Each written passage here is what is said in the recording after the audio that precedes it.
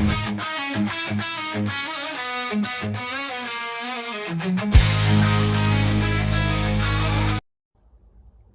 mga ka-warriors, mga ka-SDTV. At andito po ako ngayon sa live po tayo sa Primera Pelikula. At ipapalabas po namin ngayon ang isa sa film ko dito sa Dubai.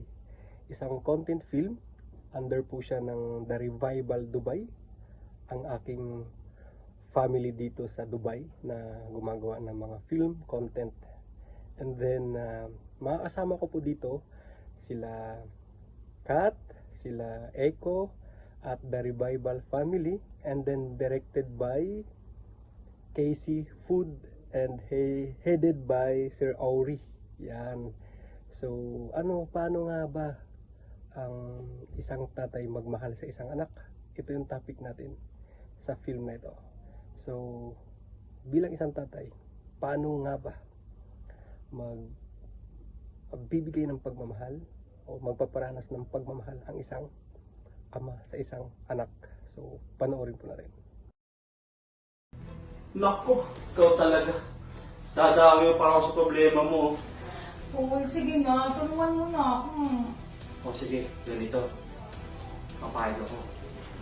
Pero sa isang condition.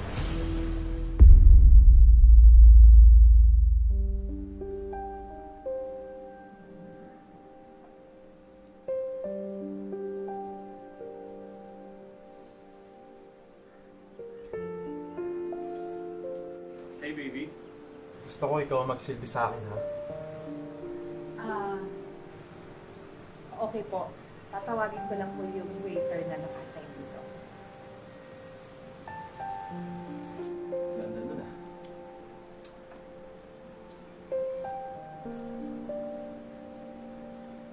Anong oras na pala? Parating na pala yung papakilala sa akin.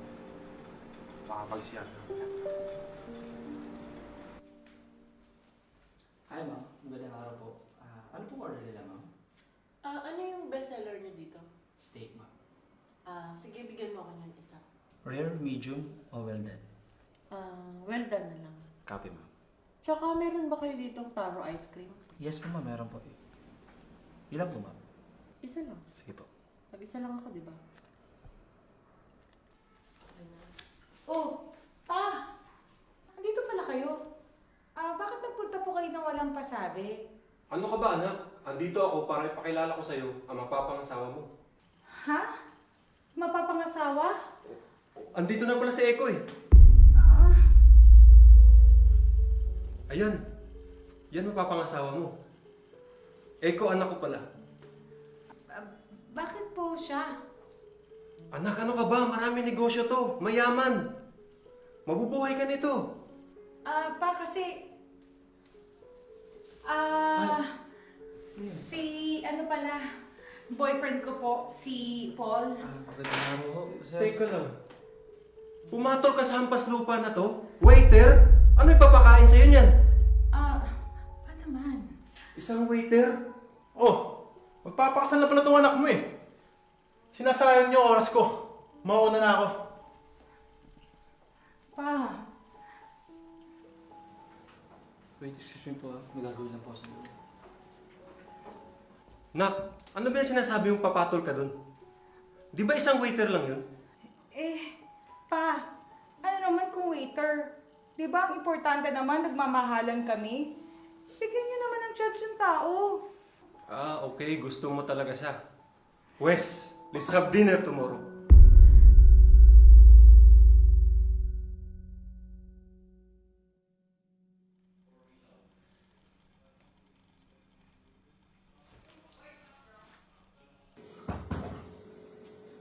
Uy, ikaw nga rito. Ano yung kanina? Paul, pasensya ka na ha kung naipit ka sa sitwasyon kanina. Si Papa kasi gusto niya ako ipakasal sa taong hindi ko naman gusto. Nakita mo ba itsura? Mukhang manyakis. So, ano nang mangyayari? Paul, tulungan mo ako. May dinner bukas eh. Gusto ko niyong makilala. Naku, ikaw talaga. Dadami pa ako sa problema mo. Paul, sige na. Tulungan mo na ako. O sige, ganito. Papayag ako. Pero sa isang kondisyon. Ano, lahat gagawin ko, sige. Mag-date tayo ng totoo. Yung totoo ha. Ha? Sige.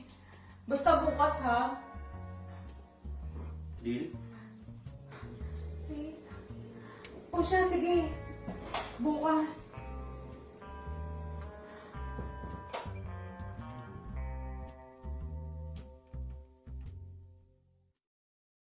Mabuti naman at nandito na kayo.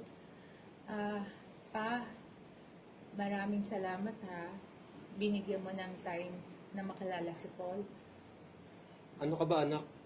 Anything for you naman, anak eh. Lahat gagawin ko para sa'yo. Teka lang, magkano ba sinasahod mo sa isang buwan? Kaya mo bang buhayin ang anak ko? Pa, ano namang klaseng tanong yan? Tsaka, kailan kayo magpapakasal? Actually po, napag-usapan na po namin yan. Siyempre, gusto po namin yung romantic at memorable, di ba, babe? Bakit hindi natin gawin sa restaurant nito? Ngayong weekend. Pwede naman, di ba? Ha? Next week agad? Di ba po masyadong maaga yun? Ba't naman natin patatagalin pa yan? Doon din naman papunta yun.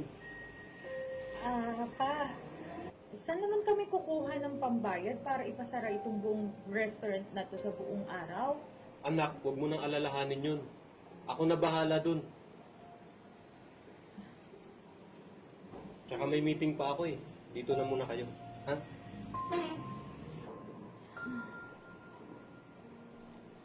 Teka, wala sa usapan natin to ah. Pero alam mo, pwede mo natin totohanin to. Sira ka talaga? Bakit? Seryoso ako. Single ka. Single ako. Eh, hindi ka pa nga nanliligaw sa akin eh. Di ba nga, ipapakasal na tayo ng tatay mo? Eh di maniligaw muna ako. Sige na nga.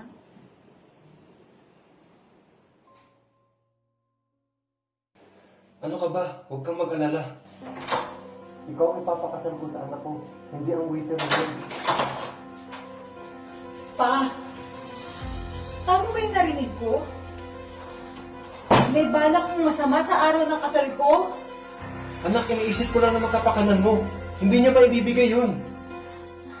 Tama ang papa mo. Babe, makinig ka sa kanya.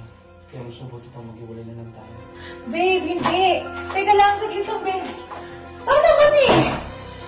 Kahit hindi mayaman si Noon, mahal namin ng isa't isa. Kung mahal mo ako bilang anak mo, dapat masaya ka kung saan ako masaya.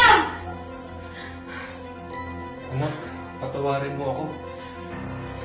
Simula nung nawala ang nanay mo, iniisip ko yung kapakanan mo. Kaya kung mahal mo siya, sige, sundan mo siya. Hindi na kita pipigilan. Salamat pa. Babe! Babe! Saglit lang. Ikaw ang mahal ko. Ikaw ang gusto ko makasama habang buhay. I love you. I love you too.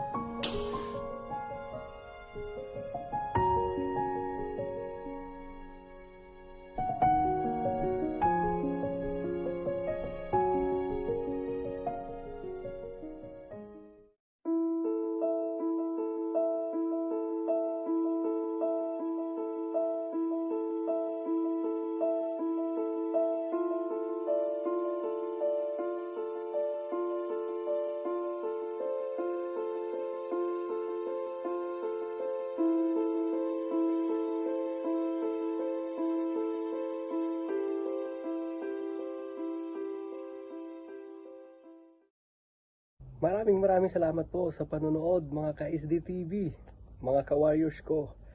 And then nawa po may natutunan kayo at hanggang sa susunod uli. Ito po si Chris Alba sa Primera Pelikula. Thank you so much.